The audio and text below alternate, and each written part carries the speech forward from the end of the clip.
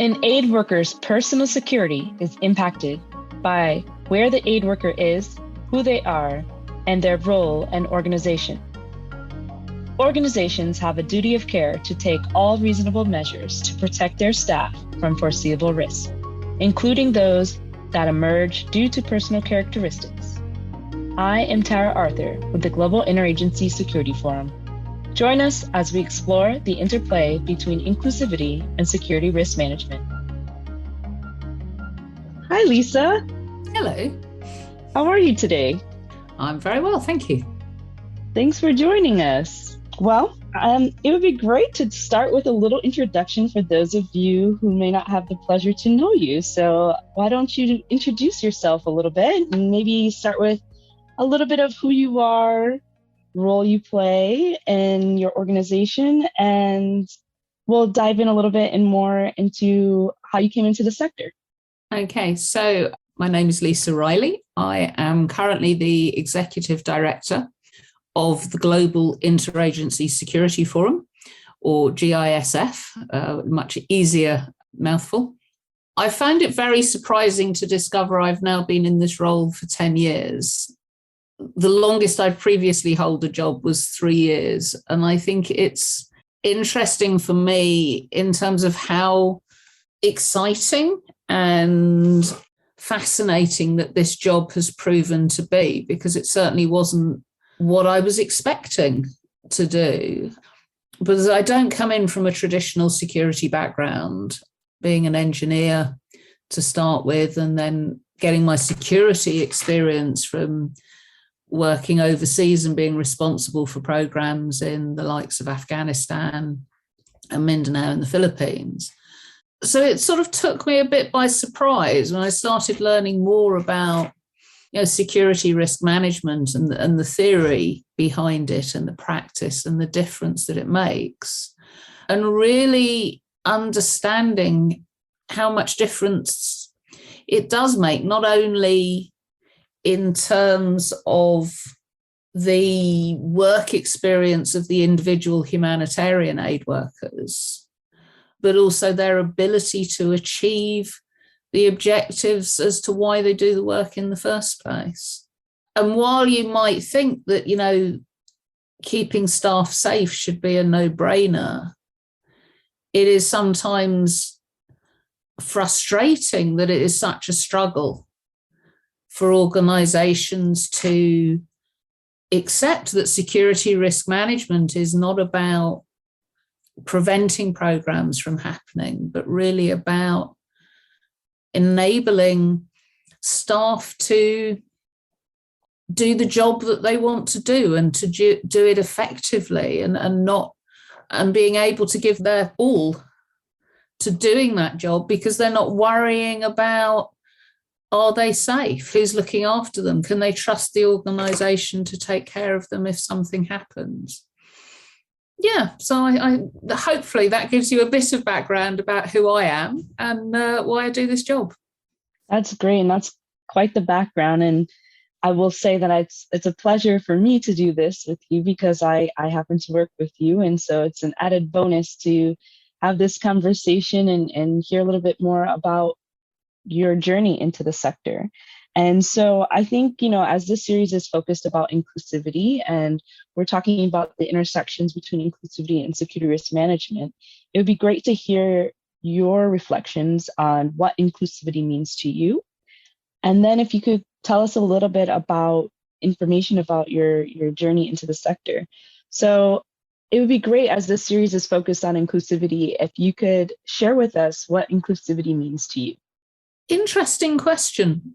It's a word we throw around, and how often do we stop and think about what it means? As inclusivity within what we do at GISF, that started, we did a paper a long time ago around gender and security. And I think that was really the starting point for me, and sort of trying to recognize, and I don't know really that I understood what we were doing, but it came from the need to recognize that men and women are different, but it doesn't mean that women are the weaker sex. And coming from an engineering background, so I did mechanical engineering, there was 5 women on a course of 100 men. And I continued to work in fields which were very male dominated. So I've always sort of looked at, I don't want to say I fought, because I don't feel it's been a fight, but I've always been aware of that. And when I was younger, I mean, I thrived in it. I reveled in it. I enjoyed it. But as I got older, I discovered the company of women and discovered how much I enjoy the company of women and working with women, and how much I had changed my behaviors of who I was in order to fit into the very male-dominated environment. There was a fashion for women's security training, and it still exists, but not so much within the NGO sector. And I was thinking back, as a younger woman who's fighting against this perception of being the weaker sex, if I was told to go on a security course for women, I would have been livid. I don't need that. Why do I need that? And then as I learned more and actually attended a couple of these security courses for women, was absolutely fascinating. And it provided a safe space to discuss issues that were important to women. And it's really interesting when you talk about sexual violence in a mixed group, it tends to concentrate on the really violent, the rape, that aspect of it. My experience when you talk about it in women-only groups is that it's the day-to-day harassment that makes your life just less worth living, because every day you cope with little bits of undermining who you are, or references to how you got to where you are. I know when I still did engineering in the UK, that people said behind my back the only reason that I had got to the position I was in was I must have slept with somebody, which I hadn't, by the way. But they couldn't recognize that I could have made it there purely on my abilities. So that sort of space which allows people to be who they are is, to me, what we want to achieve with inclusivity. And it's not about, I don't want to be an advocate for you've got to have a group of women talking and then you've got to have a group of people of a certain ethnicity or people of a certain colour or people of a certain sexuality. What would be fabulous is if we had a group that was completely mixed, but everybody felt able to be their whole selves and bring their whole selves. And I know in a previous recording, there was a brilliant line about, diversity is about inviting people to the party. Inclusivity is inviting them to dance. Really well said, Lisa. I think that's some really interesting points. And, just building a bit more into what you've just shared about inclusivity and kind of your reflections. When you think about inclusivity and security risk management, how do you make that more practical for people? And you started to talk a bit about the idea of feeling safe. Do you have other insights into how that looks in practice? I think in practice, it is about making sure that people feel safe, that it is that people recognize that security practices are written for them, and that's everybody, not that they're written for the profile of the person who wrote them, whether that's a local national ex-military, whether it's a white woman, whether it's a white male expat ex-military, which is what we tend to think of as your typical security manager. It doesn't matter who wrote it. If they write it only from their own perspective, it's not going to capture the needs of everybody. Now, we're not saying that you have to write a separate security policy for everybody. That is completely impractical and nobody could do it. But do you provide the space and the time for individuals to think about who are they? And this has been one of my interesting learnings on this sort of journey around inclusivity, is me making the time or having the time to think more about who I am and what are the consequences when I travel of who I am. So it's not about me trying to fit somebody else's stereotypical idea of how I ought to do security, but me knowing what the threats are, what the risks are, what are my vulnerabilities in that context, and what do I need to ask for to be able to feel safe, and to have an organisation who is open for me asking for what I need and doesn't sort of, here you are, here's the plan, take it away, learn it, we'll test you on it tomorrow. That doesn't make me feel safe. And the other aspect that I think, which is something that is a really practical aspect that I think could make such a huge difference, is the bystander awareness. I mean, and it grew out very much, again, around the discussions, particularly around sexual violence and the need for this to be everybody's responsibility. You don't turn your back because you might embarrass yourself if you help someone else. But that awareness, and that, again, for me, that idea of team values and team support. And I remember at times, particularly as a country director when I was in the field, it's a very lonely place to be at times. And there's a couple of countries, there was this fabulous network of country directors who was a really safe space because it was somewhere you could go and moan. But nobody, because we all took it in turns, we all had bad weeks at different times. So you knew that that wasn't going to go anywhere, but that you had somewhere that was supportive. Now, if we think about security risk management is about keeping staff safe, how do you create that same supportive network within the team? Somebody has got to be the timekeeper and going, okay, guys, no, this is a really interesting conversation, but we need to be leaving now.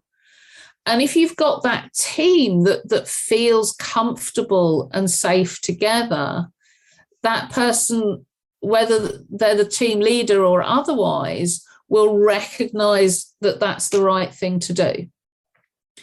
And you won't have somebody, and you won't have the driver sitting there getting really nervous because the team leader is sitting and still in the meeting and won't leave the meeting, and they don't have the authority or not even the authority, the belief that they would be listened to, that they have a right to bring in their fears and concerns. I think a lovely example of this was one organisation I worked for in Afghanistan, and we had a very senior visitor from headquarters who'd come out to visit the team. We had a meeting, so we got in the car and we were sitting there chatting away as you do. And we look up and we haven't gone anywhere. And just sort of say to the driver, and he says, sorry, she's not wearing her seatbelt and we can't move. Now, he couldn't get a word in edgeways to stop us talking. Wow. But he wasn't going anywhere. And he felt confident enough that he could tell this extremely senior person that they weren't moving because she wasn't wearing her seatbelt. What do you think was part of building the support in the infrastructure for that individual to have that confidence? Do you think that was something organizational that could have supported that confidence, where they felt that they wouldn't have been negatively impacted by speaking out? Or do you feel that that was a a function of them as an individual? I think a bit of both. I think in most places we work, from my own experience, continue to be generally very patriarchal and very hierarchical. And we certainly see it amongst national staff, where you might have a more senior position being unable to tell colleagues who are older but junior what to do. And so I think there is this, we have to recognize that there is often this hierarchical structure. So just telling a driver, you've got a right to do this, isn't necessarily going to give them the confidence that they can do that. So there has to be an organizational attitude and perspective and behavior that maybe it was the first time he'd done it. I doubt it. But it's one that if he says it to somebody senior who goes, oh, I don't want to wear a seatbelt, then his ability to do that is diminished. And if he does it twice and it doesn't happen, and maybe he reports it and nothing happens, you're going to go, well, I don't care. I've got my seatbelt on. I'm safe. We have an accident. They're killed. So what? So there has to be an organizational belief and an organizational structure which reinforces that. And we so often see it in security risk management, where there may be travel restrictions or a curfew or driving limits. And I certainly know when I visited field offices and the driver is driving, to my mind, too fast. And a lot of countries that we work in don't actually have speed limits per se. So, and I've said to the driver, do you mind slowing down? Because I think you're going too fast. And they go from the sublime to the ridiculous. So they'll go from 80 on a dirt road to 30. And I've sort of spoken with, say, junior international staff, and they've gone, oh, yeah, that guy always drives too fast. But he's so aggressive and he's so, this is my car, I'm in charge, that they don't feel empowered to actually say, I'm sorry, I don't feel safe. Do you mind slowing down for that? Or there might be a rule that you don't go to a certain area of the city, you don't go to a certain restaurant. Now, if the boss is going, I like this restaurant, I'm going anyway, why would other staff? And if they're breaking that rule, why wouldn't they break the others? So it's a very structural thing. It is, you can speak all of the right stuff, but if you don't behave in a way that actually reinforces what your stated policies and practices are, then as you go down the hierarchy, they're going to have less and less belief in those structures and those systems. So I want to take you a bit into this conversation around, policies and examples, and, shift gears a little bit. So I'd be interested to hear your thoughts on where inclusivity could come into play at the start. Yeah, the whole idea of inclusivity, it's much easier to bring it in at the beginning than try and insert it halfway through. Mm-hmm. So the starting point, a lot of discussions is around doing a risk profile of the role. Because one of the things, when you start getting into inclusivity and security, is the concern about anti-discrimination legislation and practices. And they are really important, and we don't want to break them. But the problem is that those laws are often being interpreted as, in order to not discriminate, we need to treat everybody the same. Now, the problem is everybody isn't the same. So it's very difficult to treat everyone the same and meet our duty of care obligations. So what we need to do, if we start by risk profiling the role, we know the sort of risks that particular role in that particular context, and it's very context specific, is likely to face. And there are things in there, examples like the one we always use, homosexuality is illegal in Uganda. So when we started working in Erbil as international organizations, there was a lot of distrust of Arabs. And one organization had sent in an Egyptian project director, very competent, very capable, and extremely distrusted by the team that he was there to try and manage because of his ethnicity. So it's not always a case of the obvious. And, often it's national ethnicities. And again, it's not saying that you should only employ this sort of person in that role, but it's making you aware of what are the consequences if you employ a certain person. And it's also about providing as much information as possible to the individual going to do the role. I mean, from a personal example, when I went to work in the Philippines, I had been in a couple of fairly high-risk countries. The post I applied for was advertised as a family posting. I didn't have children, so I didn't need the family posting, but I was going, must be a particular environment that I could take family with if I had them. And during the interview, I asked if there were any security risks. And the person interviewing me said, "Oh, you've worked in Afghanistan and Sudan, nothing like that here." Went through the induction. Just before leaving Thailand to go into my posting in the Philippines, I discovered that my predecessor had been evacuated out because of a kidnap threat. Now, nowhere had that been explained to me before I was 2 weeks into my induction at that point where I discovered it. Now, it didn't stop me going to the job because at that point I wanted the role. If I'd had a family, that organisation would have employed somebody who couldn't do the job, because there's no way I'd have taken a family into somewhere. And for those of you who know, this was Mindanao in the Philippines, which is not the safest place in the world. A lot of kidnap for ransom threats down there.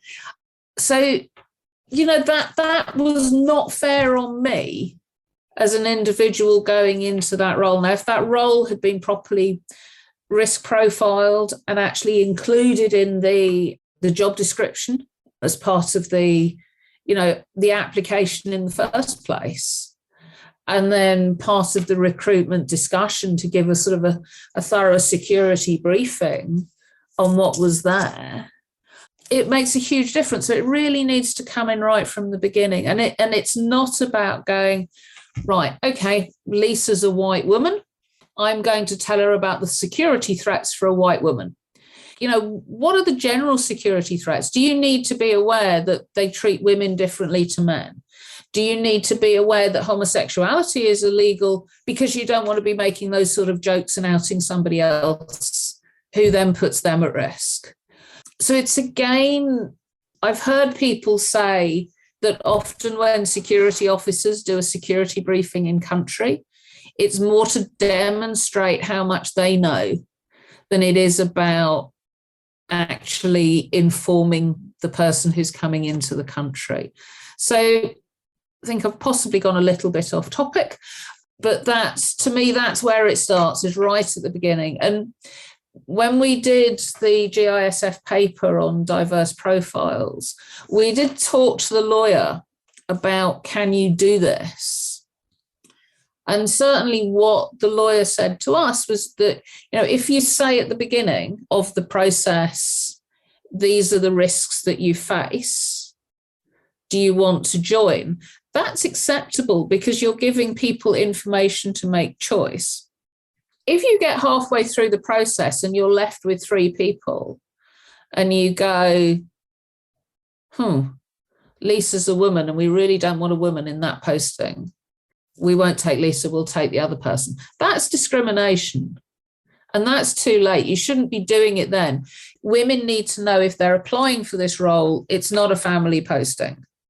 So it's really about, I suppose, giving people the information to make informed decisions.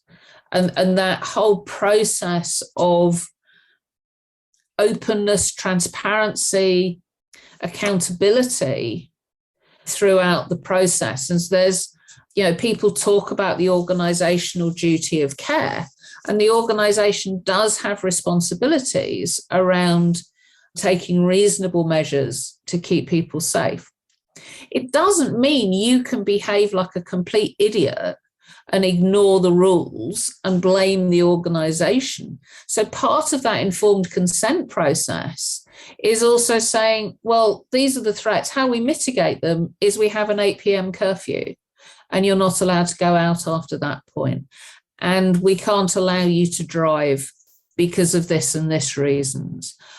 So that informed consent process, it's not only about, these are the organization's responsibilities. It's also about, what is expected of you as an individual. And again, you have that information so you can make those decisions. And the more information you have, the better your decision, the more prepared you are to go. So the better, the more effective you're going to be in your job, because you're not going to be going, what happened here? I'm not expecting that. So you can arrive ready, you understand what you're going to do, you can get on with it, and you can be effective in your job. And I think you're much more likely to stay, certainly if I think about myself. If I have all the information and I've made the decision to go there based on correct information, I'm going to be much happier there than if I'm forever struggling because I don't really know, I didn't know at the time what it was that was expected of me. So thank you for sharing that. I think your reflections are very informative to, getting that informed consent straight from the start and giving everyone the information they need. And, you've talked about it from the hiring process. And if you could just briefly make a comment or two about what happens when you're already in the organization and they decide to deploy you to another context. How does that interplay, and how can you be more inclusive in the approach to considering somebody's profile within that when they're already within the structure? I think the idea of informed consent and that whole idea of the openness and transparency and accountability should play into different locations. And it is interesting because a lot of headquarters staff, they're 2 weeks here, 3 weeks there. It might be that they're on longer term postings and they go and they'll do 6 months there and then they'll get a couple of weeks off and then they go. And when they leave, they're not sure, are they going to be covering it for a month? Are they going to be there for a year? But the more information people have at the beginning, the better. And one of the things, if we think about that sort of that bystander aspect and that team, what's your feedback mechanism like? Are you getting good information from the last person that visited? Or does that, if one person's gone out of finance to do an audit and they've had a truly horrible experience because the hotel they've stayed at is dreadful, they feed back to their manager. Does that information make it through to the M&E department who's sending somebody else out to do something, or the program department or the partnership agreement program? What's happening to make sure that this information is not being repeated? And again, an example from my own experience was there was a hotel in Kabul that we used, and it met all of the security requirements, and it did have a really good Lebanese restaurant in it. So people like to stay there. as a woman, particularly when I was traveling on my own, the only channels that the TV had was porn. I mean, I did find CNN, but I think it was channel 327. So you have to go through an awful lot of porn before you found, the news channel or something else. So there were a lot at that time in Kabul, there were a lot of businessmen and people there. So I'd go into the restaurant and I'd look around and I'd think, all of the men in here, and there very rarely would there be another woman, all of these people are doing is sitting in their rooms watching porn. I do not want to be in the middle of that group of people. And I took it off the list of approved hotels for women. I said, okay, as men, if you want to go there and watch porn, that's up to you. And I'm sure some men went there and didn't watch porn, but it just made me incredibly uncomfortable. And and that hotel had been on the acceptable list for ages because it was from a purely security perspective, it was absolutely fine and it was a good level of security, but it didn't make me feel safe. That's really interesting. I think that, that's a really good example that illuminates when security doesn't always factor in some of these other considerations. And so just kind of following along that same trajectory, do you have reflections about other policies or other guidance that you would have for an organization as they think about the different profiles of their staff and the considerations around these types of examples? Do you have any others that you'd like to share? I think, yes, we need to consider inclusivity. How do we document it? I mean, I did see some UN policies that they were very proud that they had made all of their policies, the security policies, gender aware, I think was the term. So it just meant that under each section, there was a whole series of bullet points. And the last bullet point was, and consider women, or words to that effect. Now, to me, that was not inclusive. That was an add-on. We've forgotten about the women. Let's have a quick think about them. So it's almost that it's got to be in the heart of the people developing the policies, that they need to think about other people's perspectives and recognize that, how they see the world is not how other people see the world. There was one organization I heard of, which I thought was a really interesting idea, was that they got board members to shadow somebody of a personal profile that was very different. So, for example, a Black single mother. Now, that's not a profile you see on a board very often. Or getting them to come in and talk to the board and actually say what it's like for them. And you can do this as an exercise, as a tick box, or you can have an open heart and listen to what's being said. And then you have a chance to think about, do my policies recognize the needs of all of these people? And, maybe for now, what we have to think about in our policies is diversity. And maybe that's as far as we can go, is making sure that we are not discriminating against people.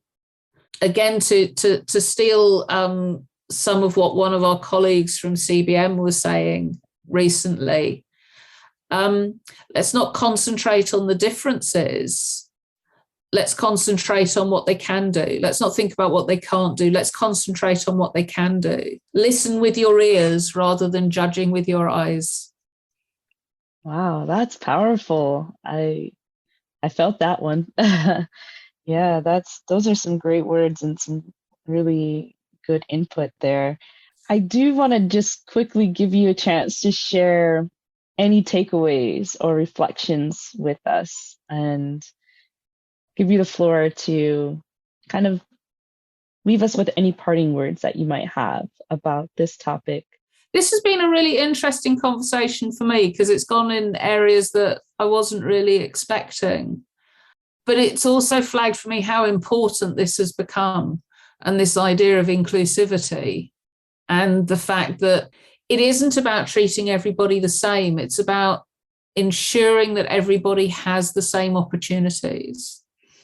And in security risk management, we are in a very powerful position, and we need to remember that, what we say and do impacts a huge number of people in the organizations. So if we're going to have a workforce that's effective and fit for purpose and really brings the strength out of the people and enables the projects that we're trying to implement, then we have to make sure that we are inclusive. Thank you so much, Lisa. Thank you for taking the time to share with us and give us your really insightful words today. We appreciate you. Thank you. The Global Interagency Security Forum is a member-led NGO with a global network of over 130 member organizations and affiliates. We are committed to achieving sustainable access for populations in need through improved safety and security for aid workers and operations.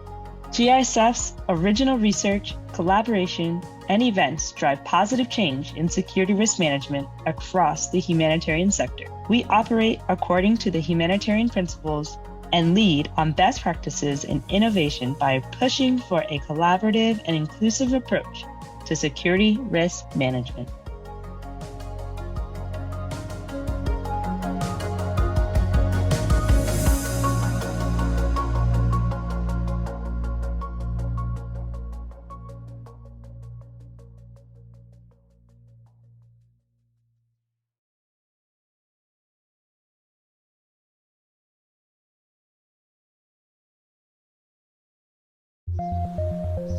The people doing the world's most important work are up against the biggest challenges.